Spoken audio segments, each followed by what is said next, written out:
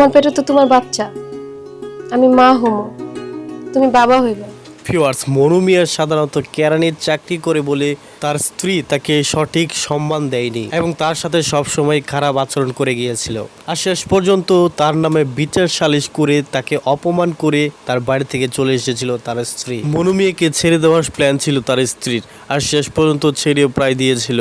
আর তখনই তার বাবার মাধ্যমে চেয়েছিল যে কাবিনের টাকাগুলো আত্মসাৎ করার জন্য। আর এতে করে গরিব অসহায় মনু মিয়াকে অনেক টর্চার এবং অনেক প্রেশার ক্রিয়েট করেছিল তার বাবা। আর এই সকল কষ্ট সহ্য না করতে পেরে মনু মিয়া নিজেই ওপরে চলে গিয়েছিল। তো ভিউয়ার্স, একটি বিষয় হচ্ছে যে ছেলেদের ইনকাম নিয়ে কথাবার্তা বললে এবং এই বিষয় নিয়ে অপমান করলে ছেলেদের মনে খুবই কষ্ট লাগে। আর সেই কষ্টে মনু মিয়া তিলে তিলে শেষ হয়ে গিয়েছিল। তো এক পর্যায়ে সে নিজেই নিজের জীবন বিলিয়ে দিয়েছে। তো ভিউয়ার্স, দীর্ঘদিন পর সাবা সুস্মিতা এবং ইফতেখার ইফতির নাটক প্রকাশিত হয়েছে ইউটিউব চ্যানেলের মধ্যে।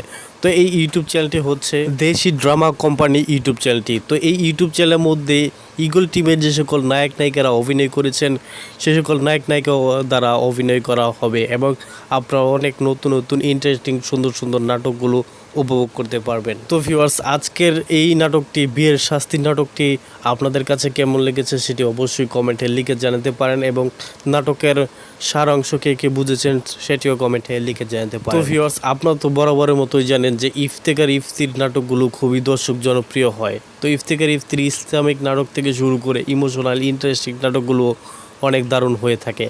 তো আপনারা বেশি বেশি করে সাপোর্ট করবেন এই চ্যানেলটির প্রতি এবং আমাদের এই চ্যানেলটিও সাবস্ক্রাইব করে পাশে থাকবেন।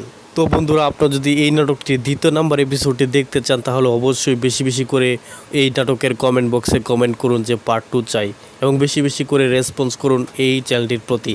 তো ভিউয়ার্স, আশা করি বুঝতে পেরেছেন। সকলে ভালো থাকবেন, সুস্থ থাকবেন এবং সেই সাথে পরবর্তী ভিডিও দেখার মতন জানিয়ে আজকের মতো এখানেই আল্লাহ হাফেজ।